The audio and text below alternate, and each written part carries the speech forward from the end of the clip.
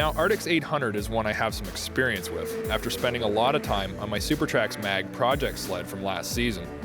That was the old 800, but it had a lot of the same mods Arctic Cat's done at the factory to this season's 800. And if I remember right, last year's stock 800 was sort of an underachiever, but in your sled it was killer. My overall impression of Arctic's 800 is that it makes awesome power, but it just doesn't run as smooth or clean as other 800s, and man, does it ever smoke like crazy.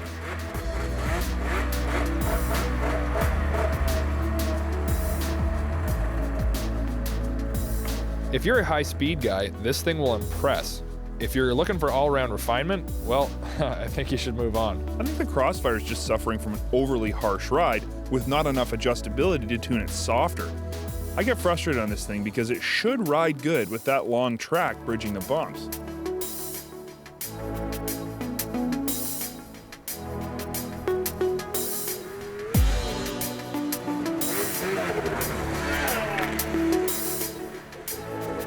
The 141 by 1.5 lug track really suggests that the rider of this sled is going to be spending a lot of the time off the trail. Now, I do agree that the suspension should be more adjustable, but I think the guy who's buying this thing is going to be more focused on how it performs in the deep powder.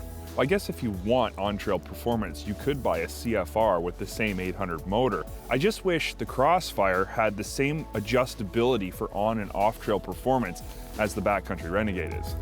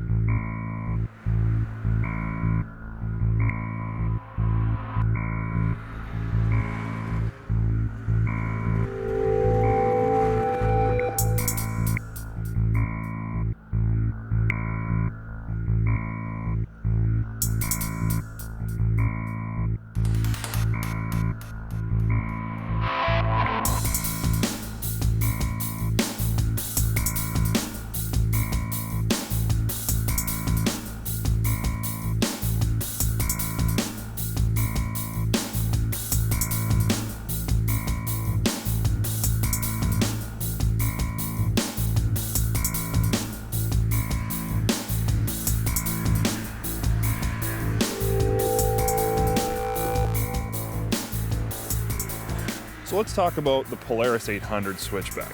Ours is a Dragon, but that really just means it's got, what, cool graphics and I guess some bolt-on accessories. I think any 800 Polaris is really a great choice for all-round on and off-trail performance. Yeah, this is definitely a smooth running engine. It's clean, doesn't vibrate excessively. I'd say it's more refined in its performance. It's not as gnarly as the Skidoo down low, and it doesn't feel like it pulls as aggressively up top as the Arctic Cat.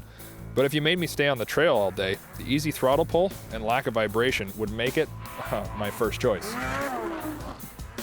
Really, the only fault I can find with this Polaris Dragon 800 motor is that slight hesitation you feel when you're running half throttle and you snap it wide open. I don't really know what it is, but I think it has something to do with the 4-injector system. I do know I don't like it. Now, this is an issue that you find mostly when you're in the powder, and it's at that point where you really need to get on the throttle and have that thing stand up and go. That hesitation can be the difference between either making it out or getting severely stuck. But when you're out on the trail, it's not so bad. You definitely do notice it though. Even with that hesitation, I find the power this engine delivers seems to be a bit deceiving. You might not feel like it's pulling hard, but when you're up against another 800, it really doesn't lose any ground at all. Also, the Ergo package, well, it's amazing, both on and off the trail. Yeah, you know, ergonomically, I prefer the Skidoo, and I love the adjustable riser on the Arctic Cat for sure, but I never really find that I'm uncomfortable on the Polaris, so I can't complain. The way this sled handles really reminds me of like a 90s Indy. It's just so stable and smooth with just a hint of inside ski lift, but it's not unwelcome at all. I think the personality of this sled is that it's really an on-trail performer that can perform off-trail if it needs to, and not that it should always be off-trail like the other two can be. For me, I think it's really the track on the Dragon that's sort of the biggest problem in that area. It's only an inch shorter than the Skidoo at 136, but the lug is what makes the difference overall. It's only 1.25, and with the Skidoo's 1.75 is really the difference between climbing up on top of the powder and getting left behind.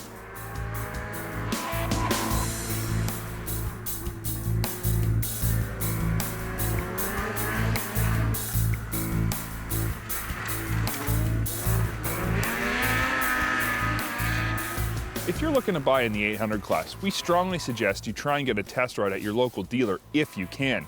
Finding what fits you best is going to ensure you have the best experience with your new sled. You know, based on our hands-on riding experience with these three 800s, we know that you can't go wrong no matter which one you pick. Just be sure that you pick the sled that's strengths match up with your expectations and riding style.